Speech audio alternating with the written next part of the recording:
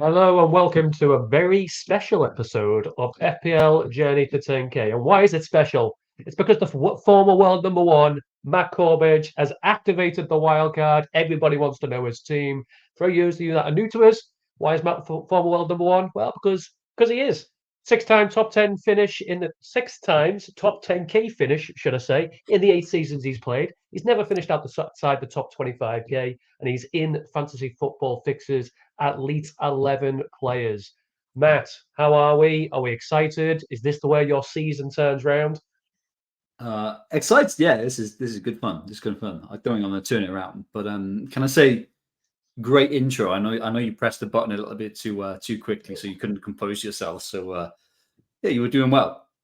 You were doing Thank well, you. actually. Thank you. We were halfway through. I think you said something to me as I clicked the button and I couldn't stop it. So It was if really anybody important as thinks well. I it's can't getting done remember. at the beginning, It'll come back to me, but I'm sure it's pretty important. So yeah, sorry, I clicked it at the don't wrong do it time. If again. anybody clocked your voice right at the beginning of this, so be it. As I said last week, how it's recorded is how it gets delivered.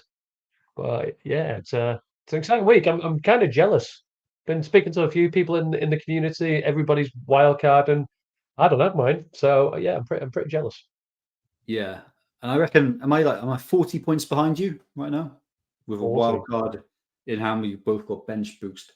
I reckon it's going to be tight actually. If I nail this wild card, it does look pretty powerful. Does Yeah, look yeah, pretty powerful absolutely. given how some teams are looking a bit out of form, maybe like Liverpool assets. How the fixtures had landed. You were a bit unlucky with that because I think this was ultimately driven by FA Cup upsets, wasn't it? Really, but Correct. yeah, there's a Correct. That's very powerful use of the chip wildcard in this week. yeah. I wish I'd have. I couldn't have just. You were here as I played it. I just my team was in a position I had to kind of Mm. play it. Yeah, If I'm honest, but I should hopefully still build a team to get 8 players out without taking any hits for game week 11, 37, 8 doublers. So not a terrible position to be. I'm not. It's more. I'll tell you what it is. It's more the Newcastle players, mate. Swinging in 3 Newcastle players this week, just as we play play at St James's Park against Sheffield United, and the ability to bring in 3 Tottenham players. That's what I'm lacking. yeah, yeah. I mean, yeah, we said it before, but like yourself and other people not wildcarding, your hope is that Arsenal players, the likes of Salah, Liverpool players, they're going to be continue to be good, and like Spurs players like Son just like fall on their face, right? That's Yeah, the bet. But I think that is the remember hope. FPL was all a game of odds in it, and I think more fixtures always give you better if you get the right players. And we'll talk Yeah, about lessons of the current double game week at the moment, but like obviously people who play are better than people who don't play, right? Around like minutes absolutely. certainty.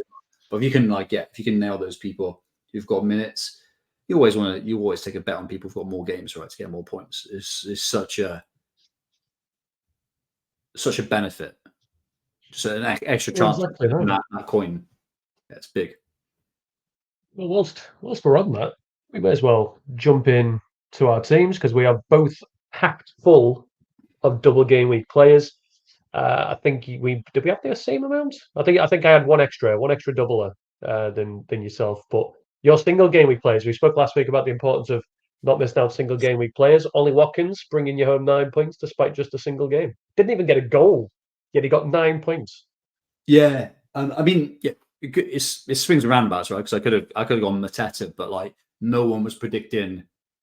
There's a lot of hindsight people. There's a lot of people kind of like I haven't posted on X for a while, but I've kind of like look at what the community's saying. There's a few people are saying, "Oh, look at my great insight." They're like reposting because they recommended Palace attackers. Of course, Palace attackers were great. Like, we didn't expect them to score 5 goals against West Ham, but we know West Ham are the worst Yeah, like defense in the league, and like Newcastle maybe they're improving, but they're pretty poor, and they're both at home. So like, yeah, like obviously it's an extreme outcome, but like it was hardly massive foresight to kind of guess that Palace attackers were good. But like, yeah, I think like hand on heart, I would if I was getting rid of Watkins, I would have probably gone Darwin over Mateta. I yeah, think I don't know. Minutes were up for grabs, but yeah, I probably could have gone Darwin, and I think Watkins versus Mateta. Obviously, Mateta's like done the best he'll do for years, probably in terms of return. Obviously, yeah, Darwin, that was an extreme outcome. But I think what I was rolling was like Watkins would get 6 points. He's exceeded that, right, with 9 points, which is great. And then Darwin obviously got the 1 point. And I was thinking Darwin would get circa 9 points over the 2, which probably looks like a bit of a overestimate now. So yeah, like a good call to keep Watkins as that single game week player. But he's been incredible, right? So he's got over 30 attacking returns for the season now, like circa 220 points. I think this is one of the great FPL seasons actually. And it's like Belter. It's kind of weird. Like he's bar that one game against Sheffield United, he's never really been where he blanked. He's never been considered a captaincy option. But yeah, his output has been like peak Aguero, peak Hazard, peak Salah, all without penalties. So it's been like what a season. And like a fair play. Like you were calling him. Well, we both started with him at the start of the season, but then I think moved him on to Jackson. But no, he's been great. So yeah, happy with Watkins. But yeah, like really happy with my team overall. I mean, shall I go through mine? So at the midpoint-ish mark, I've got 56 points, 420k game week rank, which is really good, and like big green arrow of 75k. So I'm at just over 200k rank now. So yeah, good big lift there. So obviously Arsenal double defense got kept their clean sheet with Gabriel and Saliba. Could look promising, really, with like a lot of Palmer could be injured for Chelsea. If he's out, I think that really blunts their attack. So hey, we could be looking at double clean sheets from the Arsenal boys. I started with Zabarani from Bournemouth from a minutes point of view, and I benched Kirkez. Kirkez now is playing as a winger apparently for Bournemouth, and it's started like the last 4 or 5. But yeah, I went 10. I didn't really want to. Exactly. Didn't really want to go for that minutes risk, but it is what it is really. Obviously, the 2 Palace boys is where the difference was. So obviously, I think anyone looking at minute certainty, home fixtures, and the weakness of the defenses they were playing would bring in at least one Palace attacker. That's not rocket science, and I think people are saying free hit this week has been very powerful. It has obviously super extreme options, but I think people without free hit like ourselves will be bringing in and brought in Palace attackers. It wasn't a genius move, but I didn't expect a goal and assist from both Eze and Elise. I mean, they were fortunate to get those levels of returns, but let's be honest, take them. You've had enough bad luck that it's worth. It's about time you got it back. I mean, there's some logic there, right, Dennis? Because I think, West Ham worst defense, Newcastle bottom five defense, both games at home. Elise, when he's played, has had expected goal involvement of 0.7 per game, which is really, really elite. Obviously, he's been injured. Same goes to Eze, but Eze is 0.6. He's on penalties, but when Elise does play with him, his expected goal involvement is 0.9, which is Haaland levels, right? They're good players. Right? So obviously fortunate with the levels of return, but I think there was some logic there. Saka blank and Salah benched, but with their expected ownership, it doesn't really matter. I think you can probably have a bit of a debate around why you went Salah, because I know you were seriously debating it, putting it on someone else, but it's gonna be Eze. I'll come on to that when I speak. I think anyone sane would go for Salah. The people who've gone Eze are the people that are really chasing, either because they want a really, really good rank, or they're so badly ranked they just are rolling the dice. And rolling the dice doesn't normally work out, right? So I mean, well done for predicting a Salah benching if you did, but come on. And then we mentioned Watkins, absolute elite asset, and then Solanke chipped in with his goal. So I've got all those doublers to kind of play, plus Haaland or Palmer or Kirkez. So I couldn't care less who comes on there. All decent assets, given Kirkez has got his kind of return. Didn't mention Henderson. I mean, purposely not. I mean, this is just one of these 50-50 calls where it's a bit of a, if I went Pickford, that's a 9-point swing and I would have been ranked about 175k. Hindsight, I probably should have gone Pickford. Why I went Henderson was purely because of clean sheet odds. So I think, every week there's a lot of big accounts on X and other places, like they publish like the average bookies, like ratios of expected clean sheets. Crystal Palace were a couple of points ahead of Everton. I think they were like 40-something% to get at least one clean sheet. Everton were like 35%. I thought that was enough of a difference to go to Henderson, given I'm more smarter than bookies who do this for a living, right? So I went with that. Really, Pickford, looking at it in hindsight, West Ham and Newcastle, they're not bad attacks. And like Pickford, he's playing Forest, who are a bad team. Obviously, he's playing Liverpool, but Liverpool has chances for kind of clean sheets. And like Pickford is a good keeper. He's a better keeper than Henderson, so he can always rack in clean sheets. And I think something to remember with keepers, which I kind of forgot, I just looked at the clean sheet odds in the purest sense, is that if your keeper plays for a bad team, it's a good thing, because if they do anything, they're more likely to get bonus. So Henderson was playing for a team we were all expecting to do well from an attacking point of view. So even if he kept the clean sheet, he's not getting bonus, right? Because his attackers are getting returns. Everton are a bad team, right? So there's probably more chance Pickford was going to get his kind of like returns. I mean, on another day, Pickford could have got a penalty save, but like he could have received, like he could have had like 3 pens, right?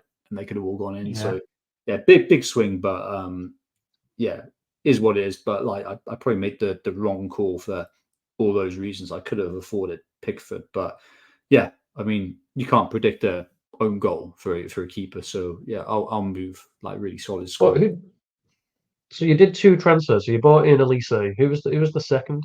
Yeah, Henderson. I bought in Henderson. So I had it was. Sorry, I couldn't stretch to Alisson, but like it was, even if I could, it was a choice between Henderson and Pickford, and I went for Henderson because of the clean sheet odds. Purely that, nothing more. But you did. I feel like you did get unlucky. His own goal, by the way, what an absolute joke of an own goal. And then it was played about because it was given to Mitchell, then it was given to Henderson, and then it was given to Mitchell, and then it was given to Henderson. And I think it was Henderson. I mean, you see them giving him not, but it was kind of his mistake anyway. So like, just hope he's not dropped to -1. And then he's not getting dropped. He's their best keeper by far. He's keeper, but like small margins, but like obviously big change in output. But Pickford was the better option. He may end up. But again, as you say, he could have quite easily had penalties against him, and I'd expect Liverpool to score against him. So I can see where the logic was. You might get away with Kirkez, mate, because if Haaland isn't fit, and I'm going to show when we come on to, sorry, there's a fly there, just swatting that away. When we come on to the captaincy option or the striker options in a little while, you'll see that Fix don't think Haaland's going to play in 35, let alone 34. So if Haaland doesn't play, and then Palmer is in fact ill and doesn't make the Arsenal game, you're getting Kirkez off the bench. I mean, that's 4 points in it, and like that's assuming against Wolves he doesn't start, maybe 1 point, 5 points. I'd rate Haaland against Brighton to get more than 5 points. Same Palmer probably less because he's playing Arsenal away, right? So like I want more, but like at least I've got someone with a return on my bench, which has been coming on, subbing on, which has been rare. But obviously, Elise and Eze dominated it for me. I mean, like a good thing for me was all the threats like weren't playing. Darman was a threat. He didn't play. Sarabia was a threat. He didn't come. Nori was a threat. He didn't play. So all these players that were risks to my rank, they were kind of benched, which like you don't normally see, which is incredibly fortunate for me. Like really the only players that did well that I didn't own were, ignoring the Arsenal defenders, which obviously kind of I got 2 anyway, so it's all good. Pickford, Pickford made a difference, and then Mateta really. Well, I was surprised. Yeah. Like he was like 30% effective ownership, which is pretty big. But a good week for me. But yeah, like yours looks tough week for you. Well, Green Arrow. So not starting. So I can't complain. But yeah, those three differentials that you needed to dodge, I have all three of them, and as you say, all three were benched. Now I expected Ait-Nouri to be benched from the Commons, but I'm hoping Sarabia was just benched because it was Arsenal. I'm hoping they were just thought with injuries to Chan, Hwang's just coming back, Neto's still out. They were like, well, we'll just throw the dice at Arsenal. We've got more chance of getting a result at home to Bournemouth. So hopefully he gets a start midweek. Hopefully Ait-Nouri now came off the bench. Hopefully he'll get a start midweek. So more hope for them against Bournemouth when they play. Darwin, frustrating. I think he'll start on the bench again, to be honest. Jota comes into the team, gets a goal and an assist. You're not going to drop him. I think Diaz and Salah will probably start. So yeah, he'll come off the bench. He'll be getting moved out of my team very quickly. But similar to yourself, double Arsenal defense, slightly different players. So I've got Raya instead of Saliba. 10 points for Raya. Pretty happy with that. He got 3 bonus from that game because he made 3 saves. So did never see that coming, but we'll take the points where they come from. That's the issue with Raya, isn't it? Is if he does get free, because the amount of like passes he makes and successful passes, he will get. If he gets free saves, he'll get bonus of some sort. But Arsenal is such a good defense; they just don't concede shots. Yeah.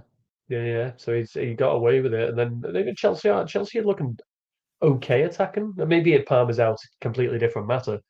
But yeah, again, the same as you. Hopefully another clean sheet incoming. Although as a Liverpool fan, a Chelsea win would be great. Looking at Branthwaite, he could have been injured, came in, kept a clean sheet. So he was on for 7, then got booked, lost his bonus point and in -1 for the booking. And then midfield, Eze came in for Son, which has worked out. Another game left for him, so he's on 11. I did have 2 free transfers, just used one. Wanted to carry the second over to game week 35, and then Solanke got a goal. He's got a game left to go. So 11 players still to play, and Salah again as captain, and I'm on a green arrow, so I can't complain. Looking at FPL Live rank, I've got more players left to play than most, so hopefully that green rank improves, and I get players like Ait-Nouri, Sarabia to start because they're the key differentials. Now the reason I went for Salah, because I did text you and was very much like, Salah's annoying me. He definitely, I think I pretty much said on the text, he 100% will not be my captain. And look, he's my captain. So that was from a disgruntled Liverpool fan watching him miss chance after chance after chance and just not playing very well. And then I saw stats over the last 4 game weeks, Salah's third for expected goal involvement. And I was like, he's the sort, it tells me that he's still getting into the positions, just not putting the ball in the net. So I thought, you know what, it'd impact my rank too much if I go against the grain and he smashes it. You always said I always have a little maniac moments in a season. I was like, if I captain Eze, this is just a maniac moment. So I stuck with the sensible route. And at the minute, it doesn't look like it was the right call. But as you say, he's 180% owned, effective ownership. So it didn't really matter in the grand scheme of things. Well, anyway, like we'll see what happens in the next game in it. But like, obviously, going to be tough to kind of catch Eze, who's got a weak defense. But no good players realistically thinking Eze is scoring more than Salah. The people who are doing it are trying to either 1, be provocative, or 2, they're just like desperately chasing. Well, I was thinking of it for that. I was thinking this is called FPL journey to 10k, right? Do I go Eze to try and push the 10k? But the way you get it, in a normal season, like you just grind sensible, boring decisions, like yeah. So I went for that. I went for that route. But if Haaland's injured, doesn't play, and Palmer's injured, I get Gusto off the bench. At least I've got a bench option. I'm not happy with it, but I've got a bench option. But yeah, two transfers going into this game week coming. And I'll tell you about my plans at the end. But I've got somebody in one of my leagues who has Haaland on the pitch, and his first bench is Mateta. So I really need Haaland to play. Who is benching Mateta? what's his midfielder and attackers to bench Mateta home to West Ham and Newcastle? Are they done? He's got Eze, but then he also played Mitch. He went for Mitchell over another Palace attack. But yeah, so I'm happy about it. I'm very happy about it. But yeah, I need Haaland to play for 2 reasons. So hopefully he gets a game. But yeah, looking forward. Looking forward. So apologies, mate, because you're going to be doing most of the talking here because you're on a wild card and I'm not. But I thought if we go through different options, focusing on predicted points because we're looking forward, we're not looking back. Let's see Mhm. who over the remaining 4 game weeks is expected to get the most points in each position, and then using that work out really where your head's at and who you're looking to bring in. And I appreciate you're not set fully on a team, but we've got at the end your I suppose wildcard reveal roughly to Yep. bring up. Yep. But start at the back. Start with goalkeepers. So but I can't believe there's only 4 game weeks left. Unsurprisingly, Vicario at the top. Spurs are playing 6 times in those 4 game weeks. Petrovic a little bit further down, despite the fact they're playing also 6 times in those 4 game weeks. But some nice Yeah. price points in here. I think that's a minutes thing. That's a minutes thing. But like my interpretation of the game and what's shown here in the fixed predictions is kind of the same. I'd obviously put Petrovic a little higher. I think there's probably something around minute certainty that have like pushed him down a little bit. Yeah. But like if you're assuming he's like nailed, I think he would be higher. But yeah, for me there's kind of really 4 or 5 options really, and it's all dominated by people who've got doubles, of course, and those who've got doubles in the case of Vicario and Petrovic. So I think at your low price point, so your cheap keepers, it's Dubravka or Petrovic. So that like 4.6 and below, those two stand out around kind of price points. Dubravka, particularly nice for that kind of bench boost in 37 if you're looking for a real cheap way to get into that Newcastle defense, which maybe isn't a good thing, but I think that they're improving and like he can still get saves. I think really in terms of the more expensive options, I wouldn't say that they're premium, but more expensive.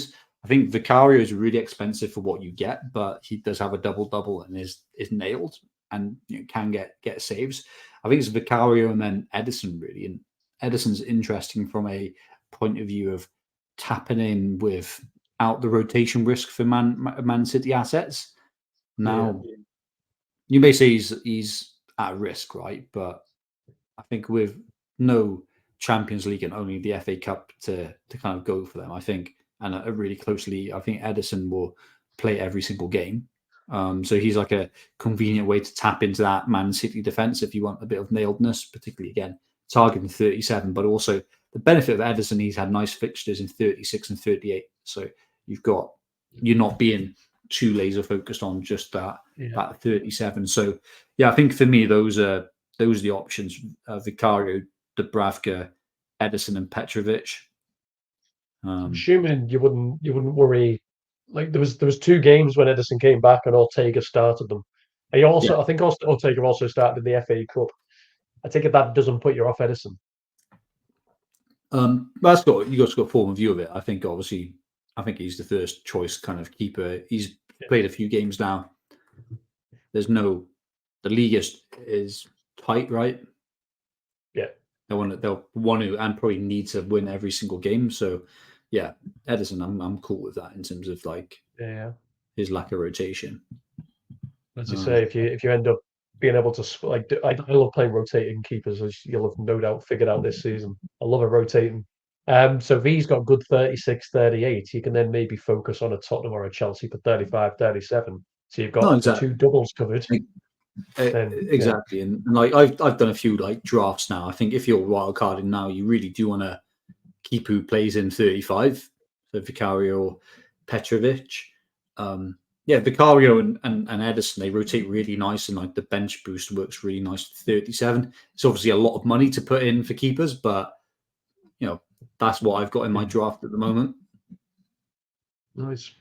Okay, on to the other part of the back line, the defense. Trippier top, despite the fact he's still potentially injured.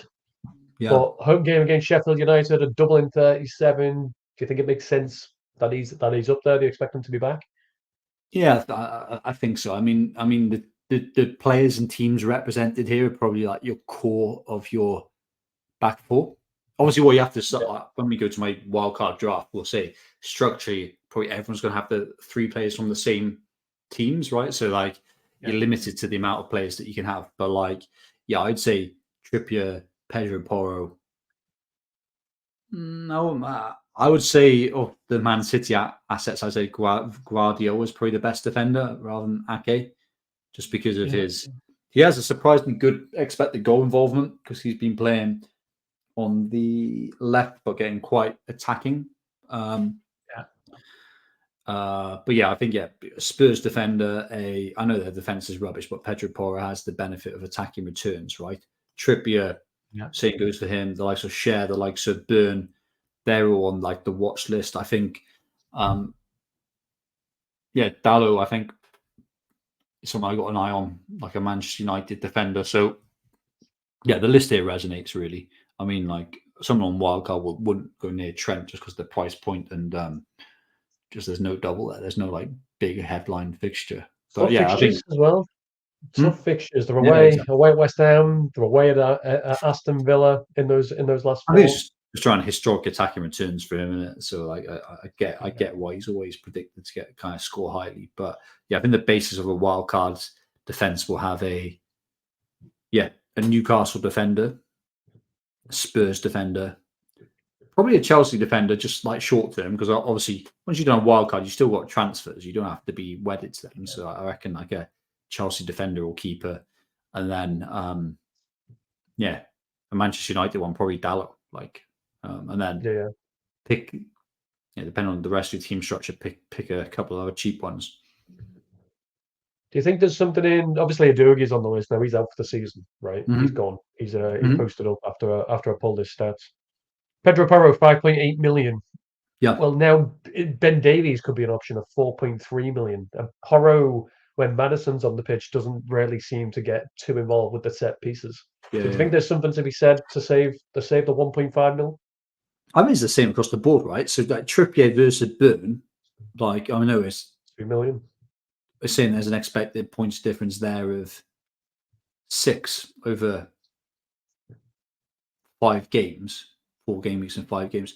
I don't really buy into that. I think that's a nice cost saving there. Burn versus Trippier, and likewise for Porro is Porro for you could go. I think you'd go Porro for Romero. There's not enough difference, but you could go Davies. But like again, we were saying, if you're targeting these double game week fishers, you want people who nailed. Is Davies actually going to get it? Versus over Royale, right? Royale he can play both positions of fullback. I mean, Spurs, their other defender their other centre back is quite cheap. What's his name? Van der Michael. So that's Mickey Van something. De Ven or something like that. Isn't it? What's his name? Van der Ven. That sounds about right. Van der Ven. Like he's played every single game, and he's a good player. He hasn't played every single game, but there's reasons why he was injured. He was injured. He's been he got injured. In and out, but like that's misleading. He's a starting fullback alongside Romero. He's 4.4, so I'd rather go him than Davis. Yeah, just for the nailed minutes. You're right. You're right to highlight that. Yeah, Pedro Porro down to Van der Ven is you're saving 1.4, and Trippier down to Burn you're saving like 2 million. 2 million essentially. I suppose Trippier will take all the set pieces, whereas Porro won't. No, of course not. Obviously there's difference in price there. So like these little matchups you got to do, and then you got to think Vicario is 5.3, Dubravka is 4.2. So you got to think of like who's your assets in these defense you're going for. I think whatever way you want to do it, there's affordable price points to get into these defenses, right? Yeah, absolutely. Well, midfield time. Palmer top, unsurprisingly, 6 games as a Son in the remaining 4 game weeks. I mean, the midfield for a lot of people will just pick itself. Like Yeah. it's so easy. I think there's probably one position up for the debate, and you might change it with transfers. But like I think most people on Wildcard will be, and like I think everyone's all the content creators and all the algorithm drafts will fall on this. So Palmer and Son are like non-negotiables. They'll be in everyone's team from now to the end of the season. You can see it there. Like Palmer's probably like the best value player we've ever seen. Look at those expected points now. Like, incredible. Captain option. But I think if you've got triple captaincy left, you do it in 35 on him. Honestly. Yeah. Talk about triple captain option. Just have as a caveat, my wife played a triple captain this week on Eze. No Doing way. all right with it. On Eze. She's it's like what a call that is. Long-term listener, no doubt, innit? Our differential of the year. Obviously. Yeah. She's picking up some tips. But no, fair play to her. But on to like midfield options for the wildcard. Palmer and Son will be there all the time. Obviously, price points dictate, and like a lot of people built myself, and a lot of people building a wildcard to bench boost in game week 37, and want to spread funds so you can have a good bench. So De Bruyne, I don't believe those stats anyway, so get rid of him. But the price point makes him irrelevant. Salah, I kind of agree with those stats, but like he's a sacrifice I think you have to make. Bruno Fernandes, yes, very interesting. Maddison, yes, very interesting. Saka, nah, it's that price point. Gordon, yes. So really, I think the kind of group of midfielders you're considering for the five: Palmer, Son, Fernandes, or Garnacho. Yeah. Maddison, especially for game week 35. Maddison or Richarlison for game week 35. You may want to move them on. And Gordon, and then like you may want to think, the Spurs midfielder you might want to play around with, right? So, do you move Maddison in 37 to a Gross or something like that? But I think the field that we're playing with is really clear who the best ones are, really. So, no Conor Gallagher, who has snuck into 10th. Yeah, I mean, like you might Raheem Sterling maybe. Yeah, I mean, I'm not going for any of them. I'll be going Palmer and Palmer. Well, I've got Palmer, so I'm not selling.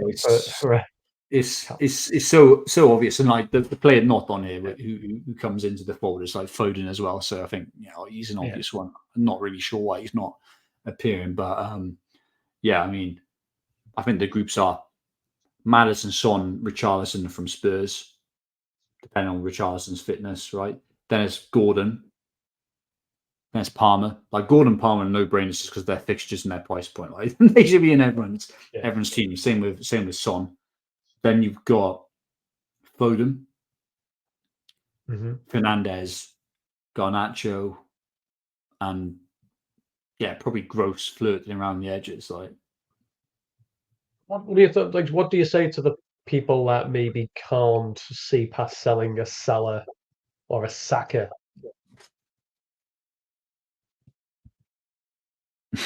Like, what do you say to them? Like, because Salah's still fourth, right? Even though he's only got single game weeks, he's predicted to get the fourth highest score. Now, we'll just do the simple math, innit? Like, divide those expected points over the next 4 game weeks by his price point and see what you're getting. And if you want to build a squad and want to afford a bench boost that's decent, this seems like an absolute no-brainer. Yeah. I'd love people. Unfortunately, like Salah hasn't. It's Salah hauled against like Fulham, like great for me and you and everyone else because everyone's captain to him, right? But it would make it a lot tougher for people to move him on. I think unfortunately, Saka blanking and Salah blanking because like obviously a lot of people have like recency bias. It'll be a lot easier to move them on. Yeah. So when Salah smashes in a hat trick against Everton, you'll bring him back. Going on to. I'm hoping that like the crowd of people will do that. Yeah, but like I think it's quite an easy decision, really.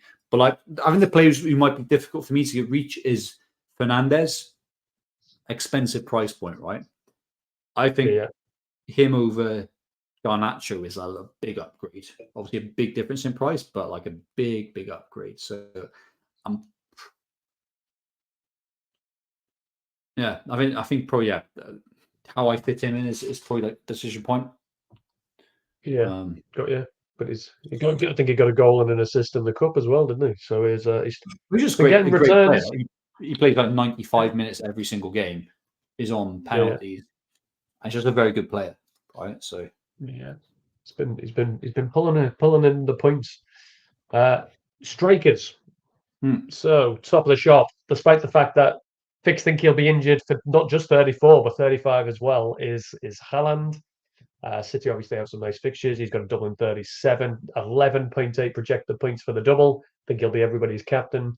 Isaac second, Jackson third, Werner in fourth, which is interesting. But is your three there? Haaland, Isaac, Jackson. Don't even look elsewhere. We've been saying it for weeks. Yeah. Those guys are by far the best options. Werner, not so much. Obviously, like Richard, there's the imminent return of Richarlison, right? That will like eat into his minutes, right? But Haaland, Isaac, Jackson are by far the best, and then I'd say a distance fourth is Højlund from United. Yeah. What do you think about selling? Obviously, from the sounds of it, you're probably going to sell Watkins. Again, he's only playing 4 times. Everybody else is playing 5 that you're going to bring in. Potentially 6 in Jackson. But again, it's probably a similar thought to removing Salah and Saka. Is it price point linked, or is it purely for game numbers? Well, I think it's a lot to do with fixtures as well for Watkins coming up, and obviously he's a premium asset now. He's 9 million, right? He's 8.9 million really. So just don't see the value versus Isaac has a beautiful run of fixtures and a double. Haaland has a great run of fixtures and a double. And then Jackson is a lot cheaper and then has 2 doubles. So it's just like compared to that, 4 game weeks, I don't see him scoring more goals. Obviously, a lot of people moved Watkins to Darwin because it fit the model that they were following, but the rotation risk is the issue. That you had that like imminent rotation piece, which may apply for Jackson, but I think for that price and 2 doubles, you can run that risk. I mean, probably in my mind is like who else other than those 3? Obviously, Højlund from United is one. I think João Pedro maybe from Brighton. That's about it. I think it's slim pickings beyond that. Like Welbeck appears here at the bottom of the ticker, and obviously that's like purely looking at game week 37. So you'd assume if you bring a Bryson forward, you'd be benching them 35, 36, and 38. But João Pedro would be a preference for me over Welbeck. But again, he's not really nailed, right? So outside of those big 3, and then Højlund around the edges, I don't see there's any other route really. Option. Yeah. As you say, that one looks like it's picked itself. So I'm expecting to see. I mean, I've seen it, but I'm expecting to see those 3 strikers in the team when we bring it up. We said weeks ago, weren't we? This is like great to get. Like Jackson, obviously a bit of tongue in cheek, but Isaac's obviously been on fire, and when he's fit, he's like a top 3 striker in the best the league, right? So absolutely. And like Wilson, I hope people get scared about Wilson's imminent return. Wilson is nowhere near his level. He'll only get injured again in the first 10 minutes. He's a Calvert-Lewin. Well, it'll probably be a short conversation here. Captaincy pick. It's going to be between 2 players, right? Well, it's Palmer. If Palmer's fit, he's Palmer. Yeah. Straight Palmer. No, not even Son. Son not getting a look in for you. No. I look at the difference in the fixtures. Yeah. So it's I was going to say he gets more points for a goal. He doesn't. It's just Son's playing as number 9, so I thought he was a striker. They're both midfielders, very much both midfielders. Richarlison might be back, given it's 2 game weeks. He might be back, so Son might be shoved onto the left wing. But obviously Palmer's just like a elite, right, and decent fixtures. Well, let's remember Spurs are like really bad. Spurs are like another. They're not to this extent, but they are another Newcastle-esque team in terms of defensive stats. So, I mean, that home fixture, I think, screams out returns. And then I know he's playing Villa away, but Villa play high line. I think Palmer likes to play that sort of stuff. You could imagine Sterling or Jackson breaking away with that high Villa line and then just getting a penalty, which it's happened all season, but it's not a coincidence. It's how Chelsea are playing. Yeah, I mean, did they score 4 against City? Who probably played a high line. Yeah.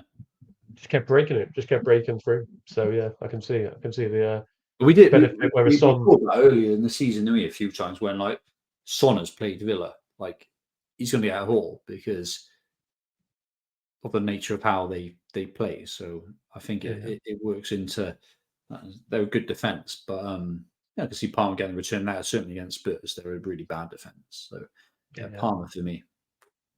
Unsurprisingly, I am on Palmer.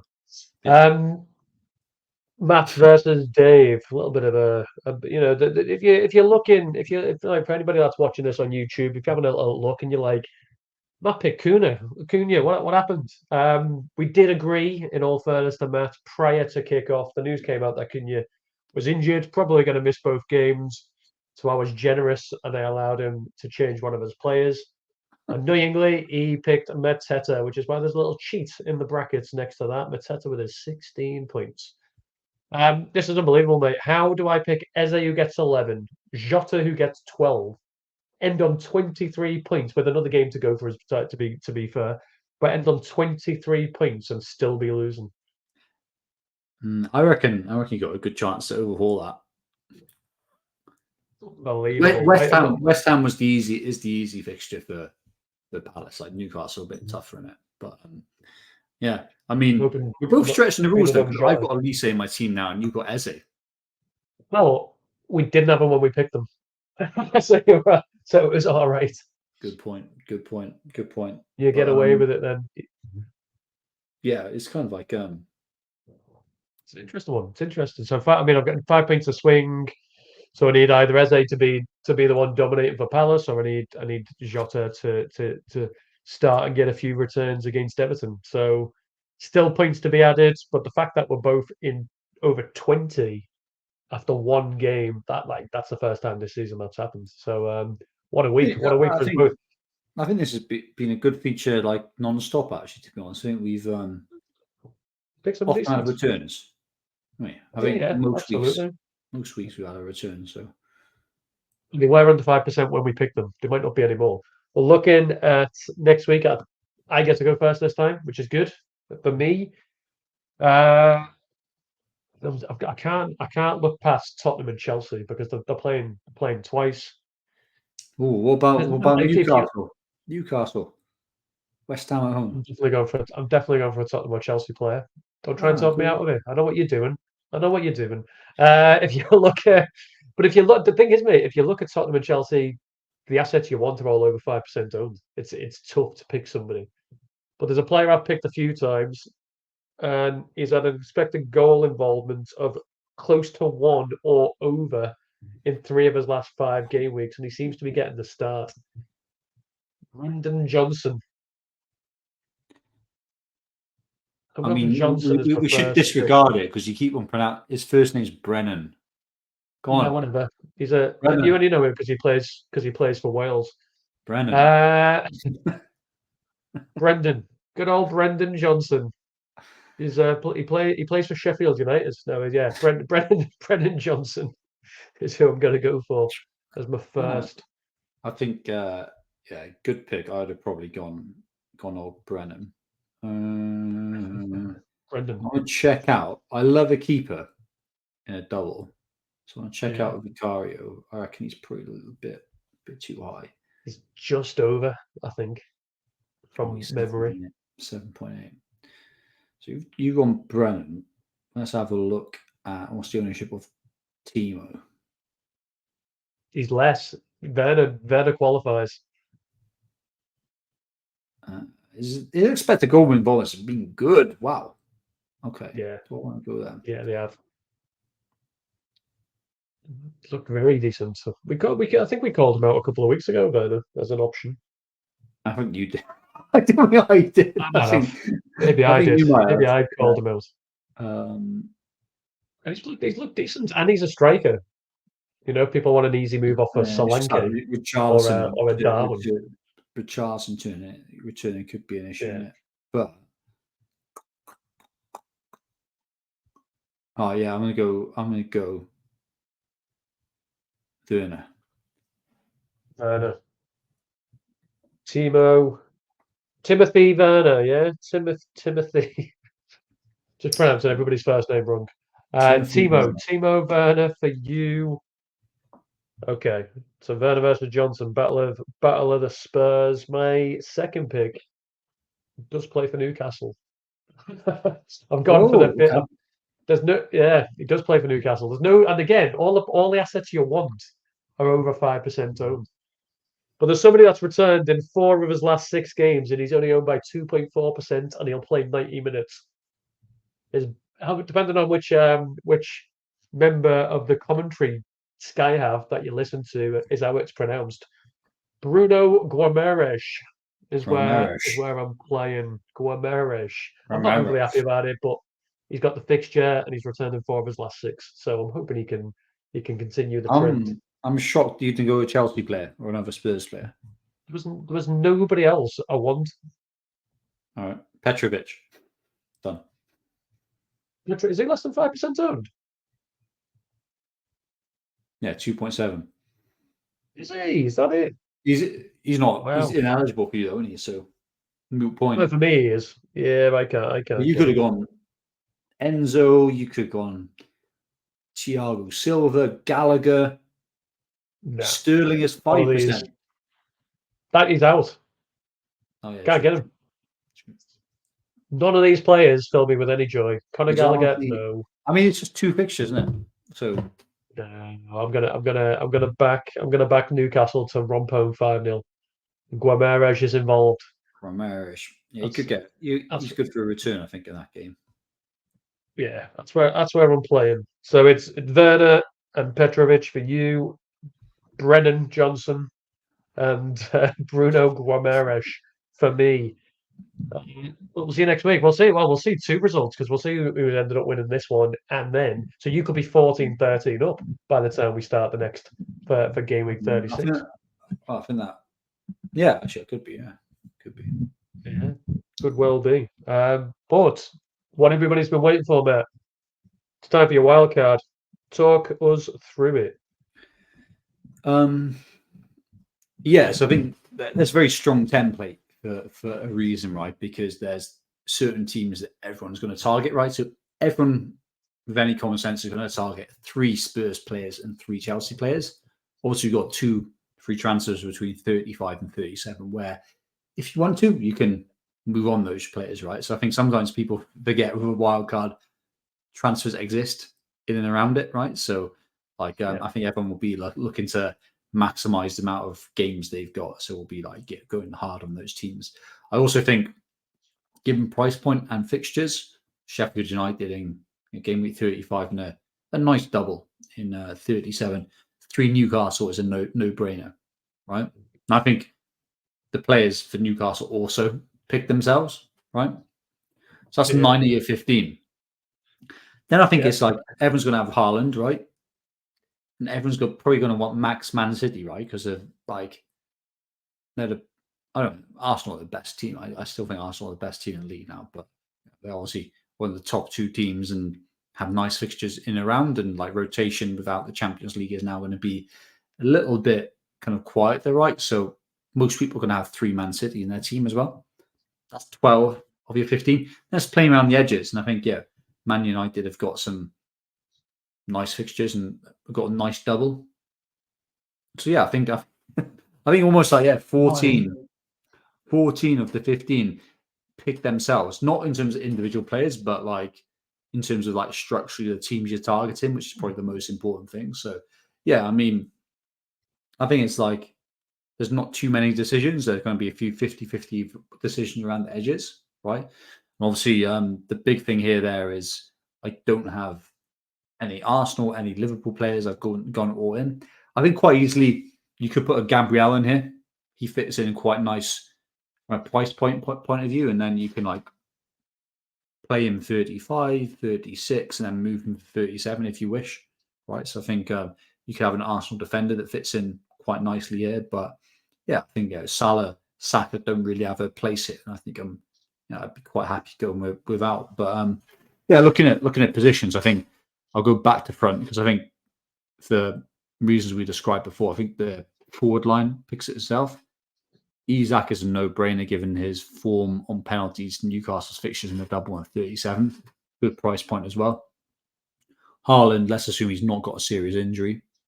If he does, then that's a bit of a curveball. Honestly, that kind of like does flip things up a little bit. But yeah, let's assume it's like a minor niggle and he'll be back. Fixtures, quality, and the double and 37. Haaland is a no-brainer, and Jackson. He's got quite assured minutes now. He hasn't been rotating. He's been playing most of the games. He's been getting attacking returns, whether it's an odd goal or an odd assist. And Chelsea do have 6 games in 4 game weeks, right? So the sheer volume of games, I think, mean that Jackson has to be there at least short term, with that double game week in 35. Midfield, the 3 no-brainers, I think, are Palmer. Don't really need to talk about him. Son, don't really need to talk about him. Gordon, don't really need to talk about him, I don't think, right?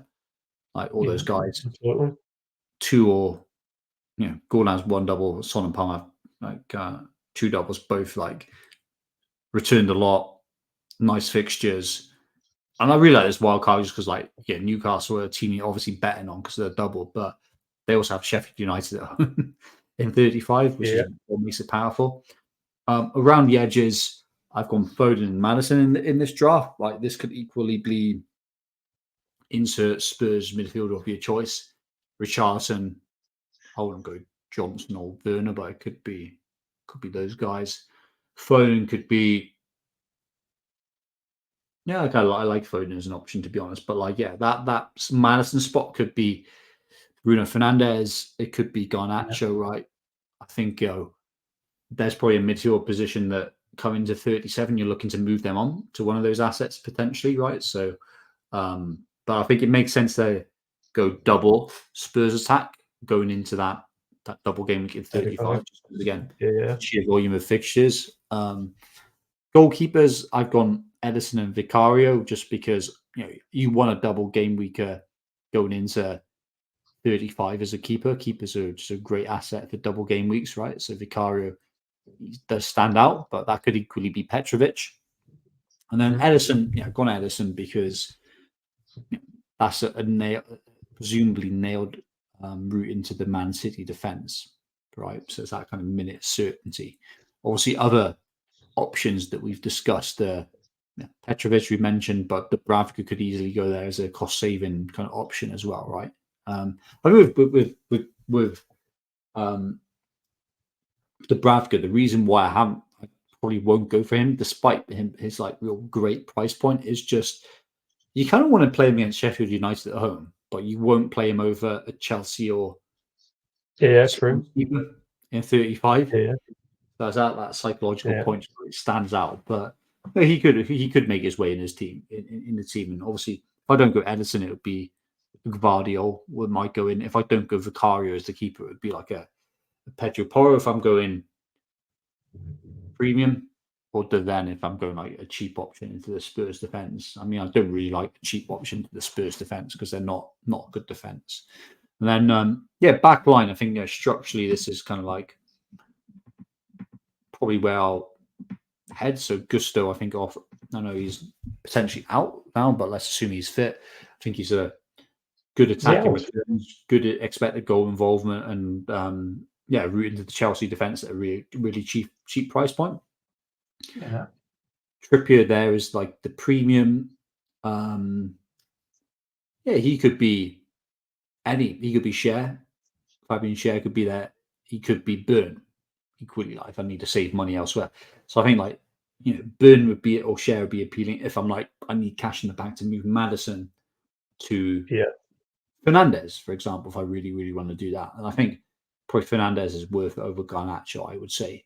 Then the rest of the defenders don't really matter too much. I think United and Brighton rotate quite nicely. Dallo, I think, is the best bet into that defense. I've put Wan-Bissaka there as a placeholder. It could be kind of anyone. Mickey Van. Yeah, could be anyone in that And then defense. you're changing your keepers, I suppose. Can't be Mickey Van if you're getting Vicario, I suppose. But yeah, exactly. And then Van Heck, I just put him as a convenient. He's a good defender, player who'll play every game. Brighton are not a bad defense, right? So, he's going to play 90 minutes every game. He's got a double in 37. He'd be on my bench boost. He's good for 3 or 4 points, right? And he may get a lucky clean sheet, right? So he's just there as a convenient price point person who's like nailed, really. So I think structurally, I'm quite happy with that, especially from a attack point of view. Midfield, I think I'm quite comfortable with that as well. Like with the around the edges, I'll be considering Fernandez versus Garnacho. How do I route them in? And then from a defense and goalkeeper point of view, it's these sort of teams I'll be tapping into. It's just like which assets. Yeah. So yeah, I think like, to be honest, like I think probably most people's structure and the people who do like to follow models and algorithms and predict the points will probably be there or thereabouts. I think the thing that makes me nervous is the lot of the cash I put into the keepers. But I can reassure myself that like they'd be rotating. Vicario in this instance will play 35. Edison will play 36. They'll both play 37, and Edison will play 38. Right, so it kind of rotates quite nicely. But I'll play around with those combinations, right? In terms of like keepers versus wrong button. defenders. So because with this, like if this is your team, you're getting 15 players out twice, right, on your bench boost. No, exactly. And like if you can, like how many players you're gonna have? 8. 8 without a hit. Yeah. So there's 7. There's 7 players difference. You expect, assuming like low balling, that's like 15 points difference just there. Yeah. That's low balling, isn't it? Yeah. Let's just hope it's not another week like game week 29. So yeah, but yeah. You should hope for that. Well, I should hope for it. Yeah. Absolutely. Yeah. But yeah, I mean, what are your thoughts like? Yeah, perfect sense. 3 Tottenham, 3 Chelsea straight off the bat because of game week 35. And then, as you say, Newcastle have got Sheffield United in 35 plus a double in 37 and nice fixtures around that. Camera's going to be funny. Now it's back. So I'd be minimum of 2 Spurs. I might not go for 3, depending on what keepers I want, but I'd go 2 Spurs, 3 Chelsea, 3 Newcastle. I'd have 1 Haaland, 100%. And then, I mean, what's that? 3, 6, 9. There's 10. There's 10 players, and then you're left with 5 that I haven't looked into enough because I'm not on a wild card. But I mean, the front. What is that? 1, 2, 3, 4, 5, 6, 7. The front 8. So the midfielders and forwards. Anyone you would not have there? I wouldn't have. I'd be happy with them all. Madison's not been smashing it since he came back. True. So he might be the one, but I think for game week 35, he's worth having. He doubles. So, and he's an easy move on for somebody else in 37 if he still doesn't seem to be performing. And Bruno is I want Bruno for 37, and I've got a way to get him. So, but he's an easy move for you. What is it? Extra 0.5 million, 0.6 million? As long as you got that in the bank, that's an easy transfer. I think I'm set at 0 here. So my route there would be going to the share or burn, which I think is fine. Yeah. That's fine. Like, or I could mess around with Edison, move Edison to Unana or Edison to Dubravka, and then look at spreading funds there. But like, there's routes to kind of give the funds to Fernandez, and I think I want Fernandez over Garnacho. I think. Yeah, absolutely. But it makes. As I say, I'm jealous I don't have my wild card, but I had to use it when I did. I'm 40 points flat behind you now, and I reckon if this stays at that, or if I eat into it rest of this game week, I reckon there's quite a good chance I can overhaul you just because there's 2 doubles there. Big teams on both in it. and the bench boost, which should be quite powerful. I think it's like falling quite nicely on paper. To keep saying to you, I should not be your target. I'm not usually anywhere near, mate. I'm usually well behind you. So the fact that I'm now your target feels like I've had a decent season. It might be a mixture of I've been okay and you've not been the best, but I'll take it. It's been like I don't know what's your target now? 50k or sub 100k? Yeah, I want my best season. So I may as well go on to mine. So I want my best season, which is 40 around the 43k mark. I'll get you. You And stagnated, you like not to criticize, but like you've been around 80k. No, it's just been sat around 80k for a couple of weeks. Yeah, it's been. I got into the top 100k. Yeah, just sat around that mark, which is at least I've not dropped out the top 100k. That's what I'll give myself. I've kind of stayed there.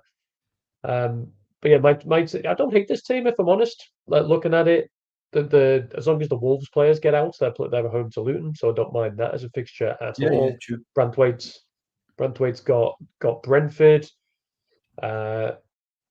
which I don't isn't great. Don't get me wrong. I think Brentwaite could easily concede there. Brentford are pretty good going forward. But I've got the 3 Chelsea players already before making a transfer. I've got 2 free transfers, and for the first time ever, I've got money in the bank, 3.6 million, which is quite a nice amount of money to do something with. I'll probably keep Eze. Gusto's got a double. Haaland will start hopefully, and then Palmer is my captain. He's got a double against Villa and Tottenham. I'm benching my 2 Arsenal defenders. You'll notice, which is a gamble, granted, but I feel like Tottenham's going over Gabriel. Brantwaite. Now, I'll tell you what will happen. I'll tell you what I'll end up doing, right? And Brantwaite will be on the bench, right? But so will Gabriel. Because I'm going to start Ignori, I'm going to start Gusto, guaranteed. And look at transfers I'm looking at. So I need to get Son back in because that'll hurt my rank too much if he absolutely goes off. And I can get him for Saka or Salah. I've got the money to do either. Salah would be nice because I'll bring in a load of money. And I prefer Saka's fixtures for the remainder of the season. Game week 36 and 38, Arsenal are at home to Bournemouth and at home to Everton. Liverpool don't have fixtures like that. They've got Tottenham, they've got Villa. West Ham is a fixtures target though, as Palace has proved. Yeah, Liverpool away. They've just won at Fulham. Don't be wrong, and Fulham are the outside the top 6. Fulham are the best home team this season. So that was good of Liverpool to get it. But Salah doesn't look on it. So anyway, I can get rid of either. Your team looks fucked. In your head, but wait until so Darwin to Isaac looks set. Yeah. I'll have the money to move this. You bench Eze. Burnley, not bad. I bench probably Eze, and then this Burnley guy that I've got, Al Dakil, who was only there for budget and budget only. I'll have enough money to get him to Trippier if I want to. And all of a sudden, the team. I know that get wrong. I'm not going to do all 4 because that would be a -8, which just seems manic. Yeah. But I've got options. I've got options to do. I quite happily do 3 of them and take a -4 very happily. I think, and I'd end up in a much better position. I think from a defender point of view, like obviously, you guys just play it by expected points, right? So, is Trippier or Burn, if you're going to get them in for and I agree that like long term, obviously they don't have the double game week yet. Trippier and Burn against Sheffield United, are they going to score 4 points more than Gabriel or Brantwaite? I mean, how many points do you reckon Brantwaite and Gabriel would expected points? I'd say Brantwaite's what? 2.5 something. Yeah. Gabriel 3. Gabriel, yeah. And then Trippier, is it expected points 7? No.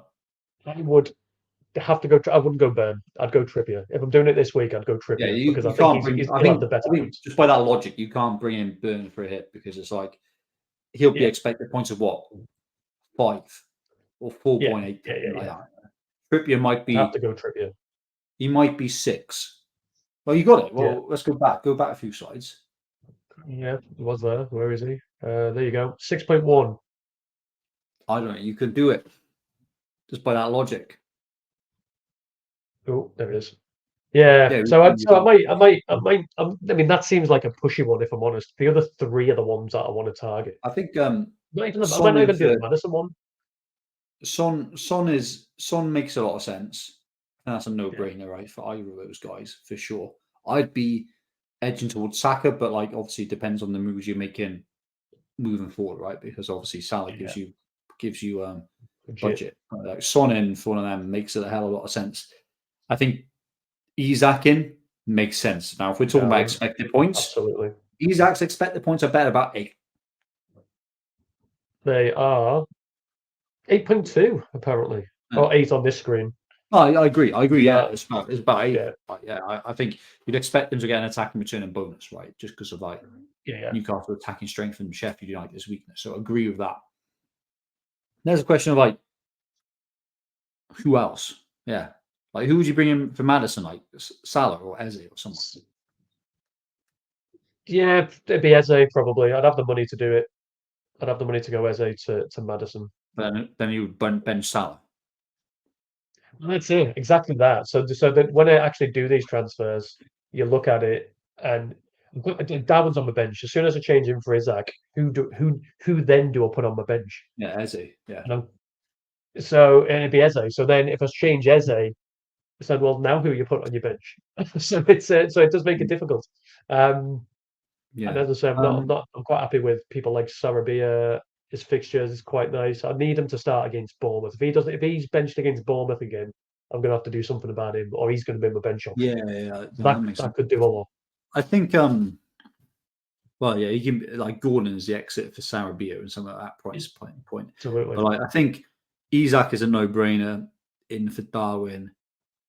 Son is a no-brainer. I think one game isolation it's Saka, but you need to look at the other moves you want to make in terms of that price point of view. But I think Salah versus West Ham, I think, is to see how it goes like now in the second game this week. But I'd rather keep Salah, I think, over Saka. But I think the -4s are a push. Yeah. I mean, what's Salah's predicted points? You probably got it on the previous slide, didn't you? Salah's predicted points. Yes, he's there. He's in fourth spot. So Salah's predicted is 6. 6 and Madison's 7.2. So there you got it. A hit don't make sense. And Saka's 5. So even doing a hit for Saka to Madison. I think that's what you go way up. Obviously, I had this with Watkins this week. I was saying, you probably get about 5 or 6 points, and you got 9. Obviously, Darwin got 1 point, so happy days. Mateta so far scored. Yeah, no, exactly. And then Mateta got 16, which is like unexpected. But you got to weigh up these expected points in these scenarios. So I reckon for you, it's probably just the 2 free transfers, I reckon, and start Gabriel. Isaac. Yeah, we'll see. This could be my maniac week. I feel like know what it is, mate. The fact that I've been sat at 80,000 for 4 or 5 game weeks is doing me in. Then if I start doing stupid moves, I'll drop rather than at least staying stable. Well, see where you are at the end of this week. I think you've got a lot more players, haven't you? And you'd hope at least Sarabia and Aït-Nouri start. See where you're at. Yeah, 11 still to play plus a captain. So it's everybody's captain. But yeah, time will tell. But yeah, you do your 2 free transfers, and then you roll in 36, and then 37 you get rid of Salah for, I presume, Bruno Fernandes, and you get rid of Al-Daki for anyone. Somebody that's going to play. Somebody that's going to play. You can get Trippier, can't you? Yeah. And you can probably do a -4 Gordon in for Eze or something like that. Yeah. Bring in. That's it. I'll have plenty of options. And Wolves and Everton have nice fixtures in 37. Everton are at home to Sheffield United. Wolves are at home to. It's not as nice, but it's Palace, so it's not horrendous. So I don't mind them being. It's not fantastic. A Sarabia to a Gordon would be a nicer move if I'm honest, but I don't hate them for the bench boost. Is what I'm saying. I don't hate them. I reckon the next between now and the end of the season, you're doing at least a -8, aren't you? Probably. Yeah, oh yeah. Yeah, that'll be happening. But for double And game weekers. And the gap between you and I then is 32. Ooh. Yeah. But and then instead of me having 8 doublers and you having 15, I'll be up to 10. How many dollars you Which got is still next? 5 difference. Still How 5 many? difference. How many are you going to have next game week? In 35. 4 or 5. 4 or 5. I won't have 6. I'll be 4 or 5. Yeah. Depending on if I want how much I want Madison. Yeah. It's all a bit of a moot point. It's about hitting the right players. So it's like, yeah, people would have done free hit this week and gone Darwin up front and Solanke and ignored Mateta in it. So it's always about hitting the right random player in those 50-50s. But yeah, I need those wall players to come good. That's what I need.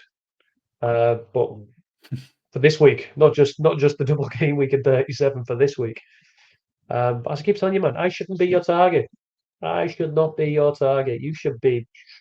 If both of us finish in the top 100k, though, are you a believer in the idea that the 100k is the new 10k? No. Like, No. No people say it. I think that's just people who, like, in the politest way, they got very good ranks when the user base was half what it was now, or less, like even more than half of it. Like, yeah, kind of like, yeah, it was like 2 million rather than 11 million engaged people and like a lot less engagement. I think it's still doable. Like, Yeah. honestly, yeah. Well, like this year has less users than like less people playing it than last year and the year before, actually, in terms of engaged users. So had some decent ranks there. I think. And you can get very unlucky, and then you can make some bad decisions. So like, yeah, I think no doubt back in 2010 it was a lot easier to get top 10k, but I think it's still a doable target. I think you could see a pathway for yourself how you could have got there. There's definitely points of where I look at it and gone, making that decision cost me 30 points. That making that decision's cost me 20 points. So as soon as you add like 50 points, 60 points onto my score, I'm probably not far off the 10k. I think I can quite easily say about 75 points I've just like lost for bad decision making, not even 50-50s, bad play. Yeah. And like when I've done that, then I'll be about 50k then. And that's in a very unlucky season, right? Where there's like, you know, massively underperforming expected goals and stuff like that. So yeah, it's still the like top 100k is quite easy to achieve if you're playing remotely sensible and have a little bit of luck. Yeah. I say this as somebody who's at 210k. but with a wild card on the go, 15 players that are going to double twice. I mean, I think a lot of people in that bracket in the top 200k is probably doing a similar tactic though. So we'll see how. Yeah, that's bad news for me in my ranking it. So it's because I can't do it.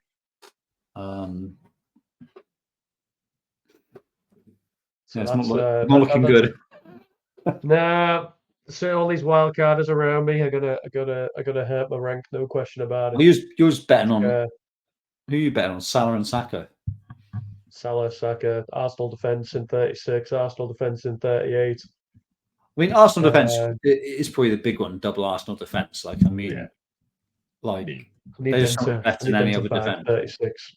Yeah. I need Saka 36 and Saka 38. I'll probably sell Salah. I need Saka to do damage in 36 and 38. That's what I need because a lot of people are selling.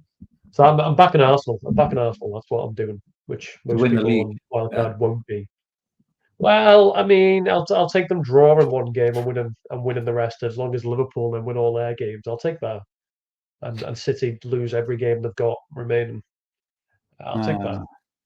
That's not a lot to ask. So yeah, we'll see. And yeah, I'm betting against City. I've only got Haaland. That's the problem. So for now, we'll see what happens. But he's the only one. Yeah. Foden, Edison, and Guardiola borderline.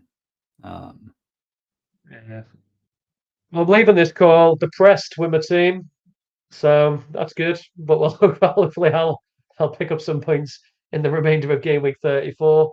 before it all goes to shit next week for the rest of the season. You got a chance. That's the title for next week's pod.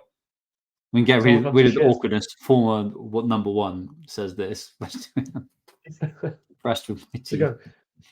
Just going to be, it's all gone to shit. That's what it's going to be. Game week 35, it's all gone to shit. But yeah, thanks for joining us and making me feel better about my position. But I do wish you all the best with your wild card. It's a shame to see you at 200k, Matt. I want to see you in the top 50k. I want us both to finish there. That's what I'm after. Top 50k minimum for us both. Well, thank you, mate. I wish I was rooting for it. Wish I had as much goodwill as you. I'm wishing the worst for you at the moment. I just want to finish ahead of you. Until you're ahead of me, and then I'll finish 42k. You finish 41k. I'm fine with that. I am fine with it. But yeah, best of luck when you do make your team, whatever you come up with, and enjoy the week. Enjoy the week ahead. Plenty of points still to play for this one. Indeed. Thank you, sir. Good luck this game week and for the next one as well. Thank you very much. And thank you to you, the listener, for joining us. Appreciate your time, as always. As we always say, if you're not following us on Twitter, our handles are underneath our names. Get following us. If you aren't subscribed, get clicking the subscribe button. It does help other people to find us. And whether you like Matt on a wild card or you like me and very jealous of it, whatever you decide to do, best of luck. May your arrows be green, and we'll hopefully see you next week.